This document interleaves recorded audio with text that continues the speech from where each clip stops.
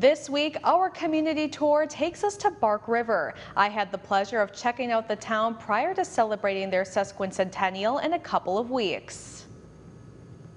The original name was Barkville, and the railroad called the depot Bark River, but the original name of the town in 1871 was Barkville. And so community leaders in 1900 petitioned the state and local government to change the name to Bark River. And of course, that's the name that we have today. It's a town 150 years in the making. The train arrived, the journey began, and Bark River was settled by the railroad in 1871, the Chicago and Northwestern Railroad. It had to do with the timber industry. It had to do with lumber for bridges and for railroad ties. Hardwood was used for kilns that developed in the area. And so that's the reason why we mentioned that the train arrived and the journey began. That's the theme of Bark River's sesquicentennial celebration the weekend of July 2nd through the 4th. The community celebration, really, it's a recognition of 150 years for Bark River, but it's a community celebration, and that includes Harris and Hannahville and Wilson and Schaefer and Perrineville, and I'm going to include Eustis in that as well. So it's a community event that includes all of the communities in the Bark River community area. Well, I guess it's a town 151 years in the making. The celebration was really supposed to be celebrated last year, but COVID put a halt on planning the big event. This takes at least a year in advance. So with the support of the Bark River Lions Club in February 2021, they asked what we could come up with, and we approached them with the idea of having a history room, which we did last year. And we had 40 participants. Those were current businesses, previous businesses, homesteads, farms, religious organizations that all came and provided information. They each were assigned a table.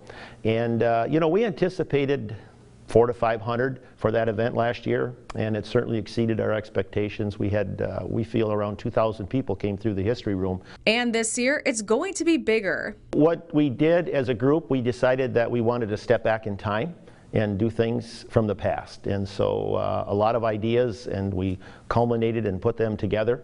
So we have an ecumenical service starting off on Sunday. We have fiddlers, which at the turn of the century, when I say turn of the century, I mean 1900. The fiddlers were very common as entertainment. I remember in my youth, in 60s and 70s, polka bands, so we have a polka band playing in the afternoon. We have 1871 family games that we're going to have. The Great Lakes Timber Show is going to be here, log rolling, because of the timber industry and how it was established.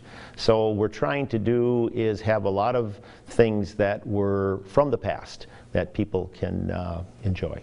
The weekend will also be about sharing stories of the town and surrounding areas. Joseph Putvin, who helped put the centennial together 50 years ago, says those stories helped him put together that event.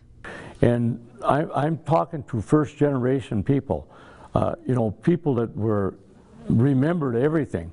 And it really was a great resource for my research of the surrounding area of Schaefer. And today it would be, you couldn't do it. You know, you're talking 50 years, mostly everybody around us knows what happened in the last 50 years. That's what we do, you know, that's what our part is with just the last 50 years for our new book. So anyway, yeah, that's probably the major item, was that these people aren't around anymore. It would be really difficult to go back to research like I had the opportunity, and the people in Bark River who also did research for their part. As people from all over will come to celebrate, an all-class reunion is bringing the people of this community together as well. It'll be a day of old friends getting together and having a lot of great memories of the past. It's what I'm starting to understand just from the forums that we've been getting, people talking about what going to school in the Bark River area meant. It will be held with events like a golf outing, tour of the school, a party, and a chance to reminisce. But one of our questions is one of your memories of school. And he wrote that they were in in class started, and this one class member was late for school. And then all of a sudden they heard him drive up in his truck, and and this was the end of November, and on the back of the truck was a big 12-point buck, tied down. And needless to say, he was excused for being tardy at school. So those are the kind of stories that I think, that's definitely a good Yooper. And learn where they are now. In this little community, yeah, we have people that, one of our students is on the verge of finding a cure for a certain kind of cancer. Reuniting in a place that's home. I think small towns in the UP are all attractive, and I think Bark River is one of them. But at the same time, we have a lot. There's not just one thing that makes it attractive. I think geographically we're in a great spot. We got great neighbors. When I say that, Escanaba is 12 miles from us. Gladstone's not very far. You go the other direction to the west, you got Powers and Spalding, and you got Kearney and Hermansville. We got great neighbors. We got a great school system. And we may not have as many jobs in Bark River today as maybe 50 years ago, but the jobs that we do have help support families. But without a doubt, the biggest asset we have is our people.